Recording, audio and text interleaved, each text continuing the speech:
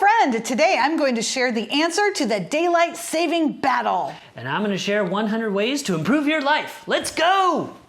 My cool sheet is a tool. I couldn't think of what it is, but it is a calendar. Okay, so let me give you a little backstory. I'm part of an astronomy club, and when daylight savings was upon us, there was this huge discussion in our chat about the whole thing, about the time switching, and people, including me, were throwing ideas around and talking about its history. And of course, I mentioned the article that I discussed in episode 216, and other people threw in their 2 cents about how they don't like it. Some of them hate it. Some talked about how it's a scam to make more money, or how the whole United States should be on the same time zone. I disagree, but in any case, my favorite part of this discussion was one of the participants told us about the International Fixed Calendar, which I had never heard of. So I looked it up, and it is very interesting. The International Fixed Calendar is a proposed calendar reform that was designed by someone named Moses B. Cotsworth and first presented in 1902. The subdivision of the year is very regular and it is very systematic. Each month has exactly 4 weeks, 28 days to them. There are, therefore, 13 months. The extra month he called Sol, and he put them in between June and July. Every day of the month falls on the same weekday in each month every year. So, for example, the 17th always falls on a Tuesday. Every year still has the exact same number of weeks, 52 weeks, and other intricacies, but that's the gist of it. So there was a huge push in 1923 by a group to have it adopted worldwide. This did fail, obviously. Nevertheless, this also, I had no idea. Entrepreneur George Eastman of Eastman Kodak, he applied it at Eastman Kodak Company, and it was used there within the company and all of their systems from 1928 until 1989.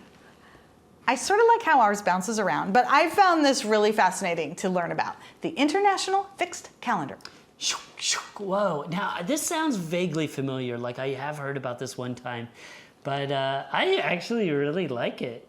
I could dig that. Regular it is. I love having, that way you just wouldn't have to think, you would not have 17th to think. is always on a Tuesday. Yep. You know, like think about scheduling, like, oh, that concert, what day is that concert on? Oh, it's on the 17th, you know, that could mean anything. Yeah. That could be a Saturday, 20th, that could be Yeah. it could be a Tuesday, but you would always know, like, I don't know, I would love that. I'm all for it. You know, so what came to mind for me is it's like, I kind of like it when my birthday hops around and sometimes it's on a Friday and Saturday. That's true.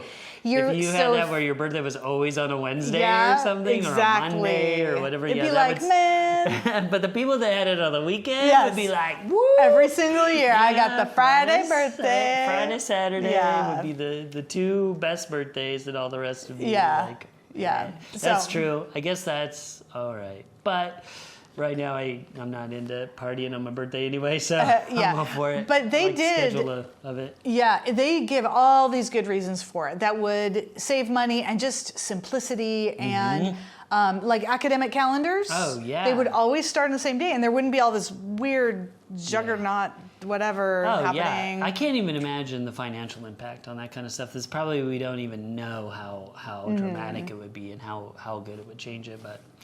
Yeah, we hate to do things that make sense sometimes. I know. Like I said, the people at the birthdays would probably throw a fit. And that was it. That's pretty much it. Yeah. Oh, I wonder what mine would be.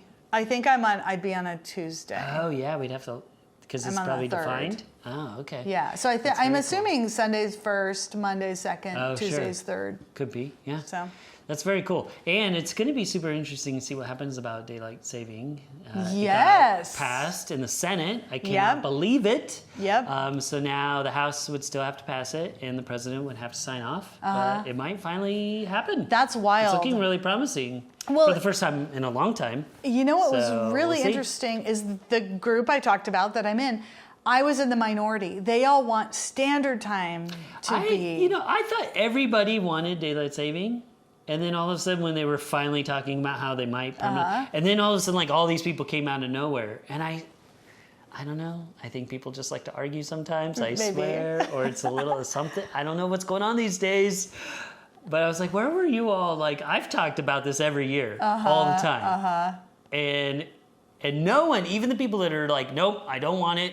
And I'm like, so you like going home at 5 o'clock when it's pitch black? No.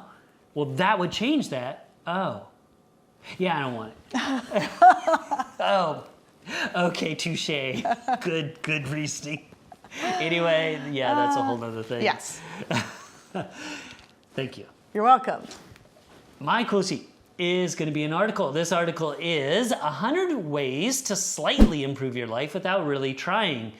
This is an article from The Guardian. Now, I love lists like these, but I kind of hesitated to talk about it because I've done some that are similar, and actually I've probably read a lot that are similar, and I didn't want to keep talking about it. But it came up in so many of my favorite newsletters that I get for the show. In fact, Refined, it was on there for sure. I remember seeing it there. Then finally, a Recommendo talked about it last Sunday, which is a formal cool sheet on episode 175.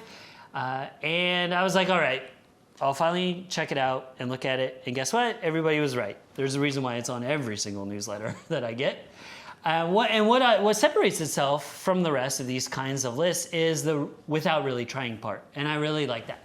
I love the idea of making tiny adjustments in your life to make big changes with your production, your health, your happiness. I love that idea, these kind of micro changes. And in fact, that's kind of like Atomic Habits, which I finally read, and maybe I'll talk about later in the future. He talks a lot about that, changing these little things to cause bigger habits in your life. So here are some of my favorite ones. Exercise on Monday night. Nothing fun happens on Monday night. I love that. On the fence about what to purchase, wait 72 hours before you buy it. I actually kind of talked about this, and I talked about waiting 30 days. So if you can't wait 30 days, if that seemed way too crazy for you, at least wait 72 hours before you buy it. See if it's an impulse buy or something you actually think about a lot. Send a voice note instead of a text. Sounds like little personal mini podcasts. I love this, of course, because we have a podcast. And for once, I finally did it to Karen. Karen used to send me those every once in a while, and I really liked them, but I never did them back for whatever reason. I just was in my little text brain, and that's all I could do. But I love it, and I did it, and it was cool. Always bring ice to house parties. There's never enough ice. Sharpen your knives. Don't be weird about how to stack the dishwasher. It's such a good one. And it is super easy. Be polite to rude strangers. It's oddly thrilling. I love that one. There's so many more. I've already run out of time. There's, like I said, over 100. 100 ways to slightly improve your life without really trying. I'm going to love reading this one. Yeah, it's so good.